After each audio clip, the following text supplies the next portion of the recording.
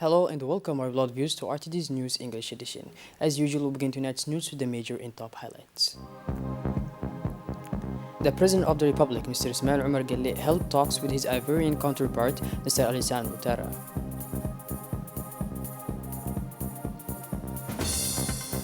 And on the international scene, UN boss Antonio Guterres gives support to Moldova. Those were our major top highlights. Welcome back to our newsroom, our beloved viewers.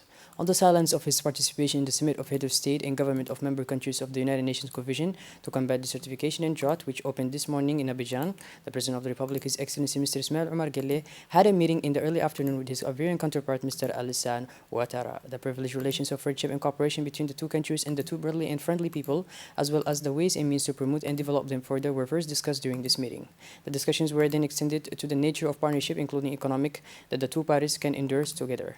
Djibouti and Ivorian coast a significant number of skills and provisions that can be used for an efficient complementary shared between the both. Beneficial to the economies of the two countries and the two peoples located on the eastern and southern shores of the Dark Continent. The two countries have a special vocation to serve as a geographical loop for the realization of a greater level of exchange between the nations of Africa through maritime trade. This is an opportunity all the more valuable that both countries have a know-how and an exceptional mastery in the field of trades related to the sea, including logistics and transport, the operation of modern port infrastructure. The two countries also intend to endorse partnerships in several key sectors, including agriculture, agriculturalism, fishing. In addition to the bilateral aspect, the meeting between the President of Djibouti and Ivory Coast also served as a forum for discussing the main issues on the agenda in the continent. In this regard, the head of state showed total convergence of views on the systematic use of dialogue to resolve the political disputes that are shaking several regions of the continent. It should be also noted that the talks between President Guelleh and his Ivorian counterpart covered multilateral and international issues.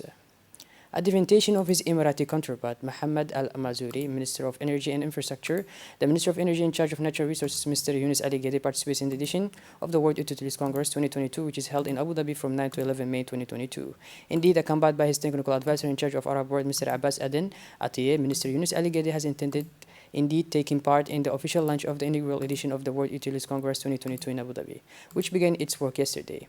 This important event, which takes place just a few months after COP26 in London, is indeed a powerful global networking and knowledge exchange platform, bringing together ministers, world leaders, and key players in the power and water industry to discuss critical business needs. Reacting and commenting on Djibouti's energy news during his intervention as a panelist, the Minister of Energy, Mr. Yunus Ali Ghedi, spoke about the forecasts of the energy sector and the potential of Djibouti in renewable energy independence, and the steps to achieve it. The trend of regional energy integration and the prospects of this integration in the Djiboutian energy sector, Djibouti's participation in the East Africa Power Pool, and COMESA regional organizations with a view to achieving regional energy integration and contributing to the regional electricity market, reconciling decarbonization and energy security in a strategic perspective.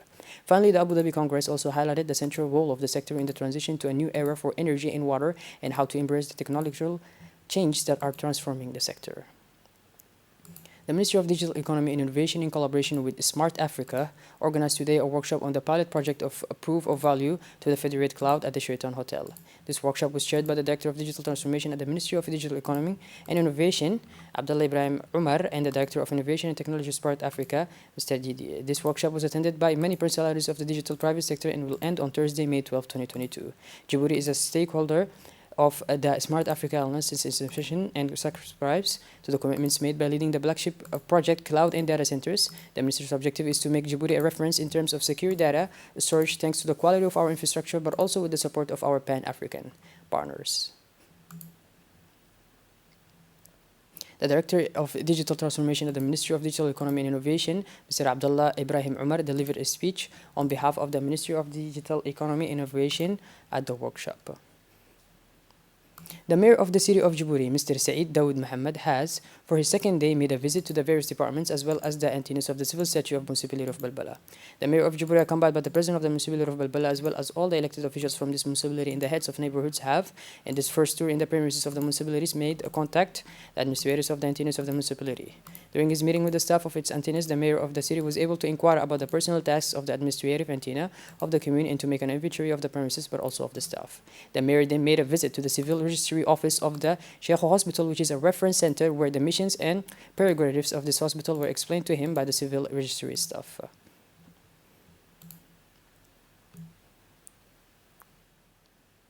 The mayor did not fail to recall the duty of the town hall towards the population and urged more proximity, even if it means associating the involvement of elected officials in the active life of our fellow citizens by reporting information relating to the malfunctioning of public services, such as street lighting out of order and flow of drinking water.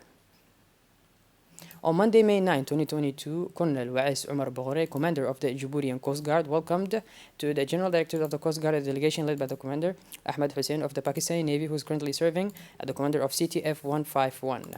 Task Force is an international strategic naval alliance that aims to combat all threats in the international maritime waters and includes many countries and international organizations. This visit was an opportunity to meet again after the period of the COVID-19 pandemic, which prevented face-to-face meetings. The commander of the Jubilee Coast Guard took this opportunity to present to his guests the missions and achievements of the Jubilee Coast Guard and the role that a strong collaboration and cooperation between our various partners plays in strengthening maritime security, both at the national and regional level in the Bab el-Mandeb Strait in the Gulf of Aden. Mr. Ahmed Hussein thanked his host for the warm welcome he received and reaffirmed CTF's 151's unwavering readiness and desire to further expand the areas of cooperation of common interest. He also congratulated Colonel Wa'is Umar Boghole, commander of the Djiboutian Coast Guard, and his staff for the huge effort made in a very short time to develop the operational capabilities of the Djiboutian Coast Guard. The visit ended with an exchange of gifts and a family photo to immortalize this event. Our diplomat, a former ambassador of Djibouti in Japan, was decorated this morning by the Emperor of Japan, a decoration that honors the efforts of the Djiboutian diplomat for the promotion of relations between Djibouti and Japan during his mission in Japan. This station is an honor of our Djibouti, honored by the Emperor of Japan. The Imperial Residence and the Imperial Palace complex of Japan, where His Majesty held an special ceremony in the Imperial Palace, which houses the residents and officers, where His Majesty, the Emperor of Japan, decorated our diplomat, Mr. Ahmed Areta, with more disciplines during the ceremony. We sincerely congratulate you on receiving this award for many years. You have devoted yourself to your duties and done your best for the country and society, said the Emperor. Moving on to the Sheraton Hotel, which hosted this morning the ceremony of the transfer of the official document of the grand new ferry named Muhammad Ali Gadiri to the Djiboutian party. The signing of the transfer of the official document of the Grand Ferry took place between the Director of Maritime Affairs, Mr. Ali Mirah Shehem Dawood, and the head of the shipbuilder in the presence of the Director of Military Relations, Mr. Mahdi Absi Buh, and the head of the JICA, Kaneda Misuki. Indeed, since the arrival of the Grand New Ferry until today, the technicians and engineers of the Japanese shipholder have worked with the technicians and crew of the Director of Maritime Affairs through sessions of sea trials, performance tests of systems on board to ensure the commissioning in the best optional and safe conditions.